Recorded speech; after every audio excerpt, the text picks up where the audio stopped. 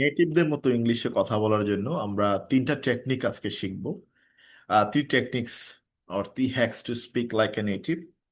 So basically ফ, ছ and খ, এই তিনটাকে যখন উচ্চারণ করবেন তখন আপনি ফ, ছ অ্যান্ড খ স্ট্রং ভাবে উচ্চারণ করবেন। এখানে এগুলোকে বলা হয় এসপারেটরি সাউন্ড। 2 নম্বর টেকনিক হচ্ছে আর এর উচ্চারণ। আর এর পরে একই শব্দ বা পরের শব্দে যদি কনসোনেন্ট থাকে তো সেই ক্ষেত্রে আর এর উচ্চারণ হবে না, অথবা আর এর পরে যদি পাংচুয়েশন থাকে, বিরাম চিহ্ন, ফুল স্টপ, কোয়েশ্চেন মার্ক, এগুলো, সেই ক্ষেত্রে কিন্তু আর এর উচ্চারণ হবে না। আর এখানে এই যে SNL FCX, 3 নম্বর টেকনিক, যেটা একটা শব্দের শেষের দিকে SNL FCX এর পরে টি অথবা ডি আসে, তখন সেই টি অথবা ডি এর উচ্চারণ আমরা করব না।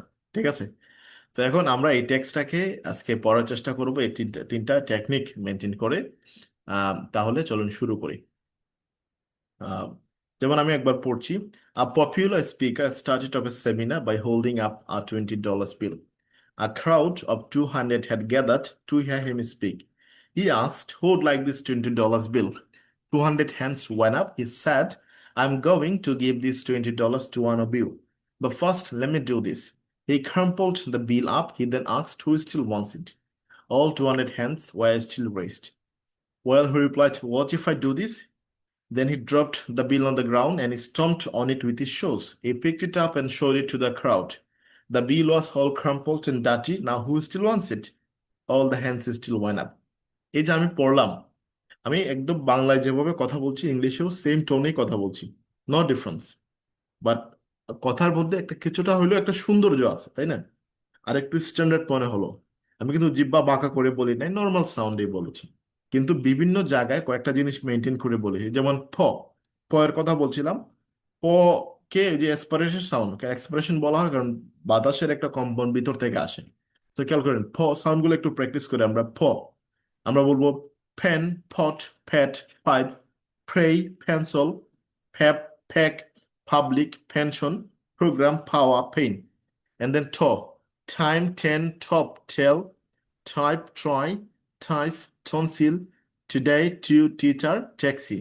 And then can, cap, caught, cry, kiss, cancel, kick, cute, king, quick, could, cake. So ঠ এন্ড এই তিনটা সাউন্ডকে ঠিকঠাক করতে হবে। ঠিক আছে? ঠিকঠাক করলে দেখবেন যে আমরা অনেকটা সুন্দর উচ্চারণ পেয়ে গেছি। এখানে যত জায়গায় ছ, খ আছে তত জায়গায় আমি এটা মার্ক করলাম, কালার করলাম। তো একটু খেয়াল করে দেখবেন, আর সব জায়গায় কিন্তু স্ট্রং ভাবে উচ্চারিত হয় না, বিশেষ করে শব্দের শুরুতে উচ্চারিত হয় পটা কি স্ট্রং ভাবে। আবার হচ্ছে, মনে করেন যে যদি কোনো সিলেবলে মানে স্ট্রেচ সিলেবলের একটা ব্যাপার আছে, তো ওইটার আগে যদি হয় সেই ক্ষেত্রে কিন্তু পটাকে স্ট্রং ভাবে উচ্চারণ করতে হয়, যেভাবে বললাম বা খ। আমি সব জায়গায় মার্ক করলাম বোঝানোর জন্য আর কি, যদিও সব জায়গায় সমান গুজুর দিয়ে বলতে হয় না। আপনি মনে রাখবেন, শুধুমাত্র একটা শব্দের শুরুতে যখন খ পাবো শব্দের শুরুতে, তখন এটাকে স্ট্রং ভাবে বলবো। এটা একটা basic formula.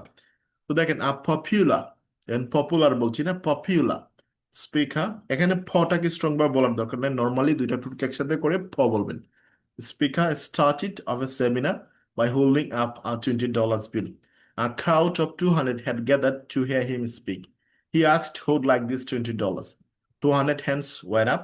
He said, I'm going to give this $20 to one of you. But first, let me do this. He crumpled the bill up. He then asked who still wants it. All 200 hands still raised. Well, he replied, what if I do this? Then he dropped the bill on the ground and he stomped on it with his shoes. He picked it up and showed it to the crowd. The bill was all crumpled and dirty. খেয়াল করে দেখুন, আমি একটু দ্রুত বলছি হয়তো, but this is crumpled, strong ভাবে বলছি। Crumpled and dirty. Now who still wants it? All the hands still went up. ওকে? এখন প, ঠ, খ কে ঠিকঠাক করে উচ্চারণ করে দেখালাম। এখন চলেন আর এর ব্যাপারটা দেখি।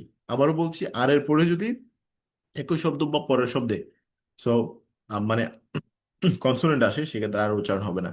আর এরপরে যদি বিরাম চিহ্ন আসে মানে পাংচুয়েশন, সেক্ষেত্রেও আর এর উচ্চারণ হবে না। যে যে জায়গায় আর উচ্চারণ হচ্ছে না সেটাও এখানে কালার করা আছে। যেমন দেখেন, এটাকে আমরা পপুলার না বলে উইসে পপুলার। আর এর পরে এস আছে, এরপরে শব্দ হইলেও সমস্যা নেই, বাট আর এর পরে এস আছে, সো পপুলার। স্পিকার না বলে উইসে স্পিকার। স্টার্টেড না বলে স্টার্টেড। আরটাকে বাদ দিয়ে দিলাম, আর এর পরে টি আছে। ওকে, কনসোনেন্ট তো বুঝেন। সো আর এর পরে এস আছে। সো পপুলা, স্পিকা, স্টার্টিড না বলে স্টার্টিড, সেমিনা। ওকে, তারপর হচ্ছে গ্যাদার্ড, গ্যাদারেট না বলে গ্যাদার্ড। ওকে, এখানে একটা প্রশ্ন থাকতে পারে যে এখানে আর এর পরে তো ই আছে, তাহলে কেন আমরা তাও কেন উচ্চারণ বাদটা বাদ দিয়ে দিচ্ছি আর এর উচ্চারণ? এটার কারণটা হলো এই যে ই থাকলেও গ্যাদার্ড, আপনি যদি আর এর উচ্চারণ করতেন, ই এর উচ্চারণ কিন্তু আগে থেকেই বাদ। একটা শব্দের শেষে যে ইডি থাকলে বারবার পাস্ট বা পাস্ট পার্টিসিপল, সেই ক্ষেত্রে ই এর উচ্চারণটা হয় না।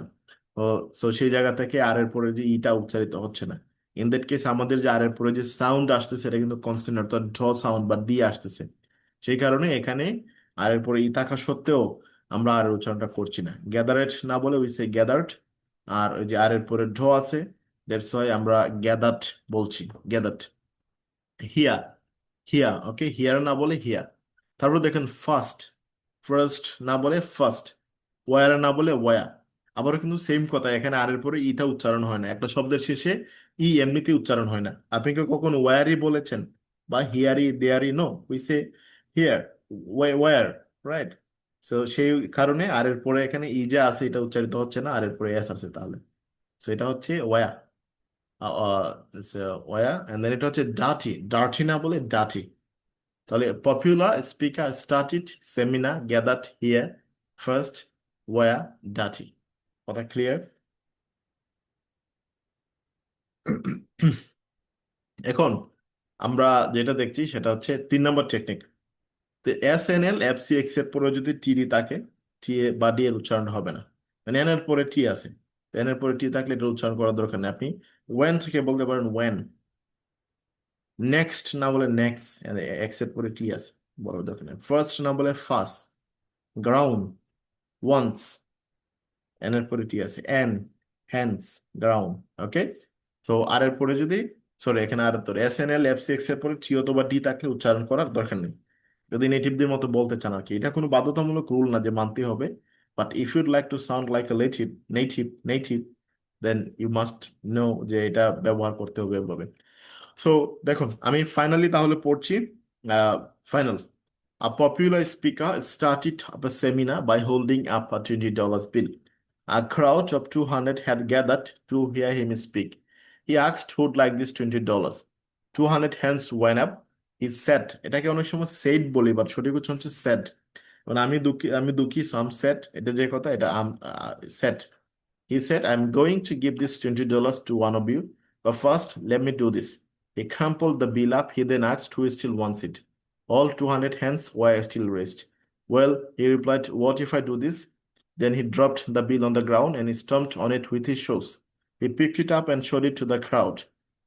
The bill was all crumpled and dirty. Now who still wants it? All the hands still went up. Went up না বলে we say went up. So আমি আশা করি বুঝতে পেরেছেন। এখন এটা বারবার প্র্যাকটিস করে আপনারা চমৎকারভাবে শিখে ফেলবেন। Thank you.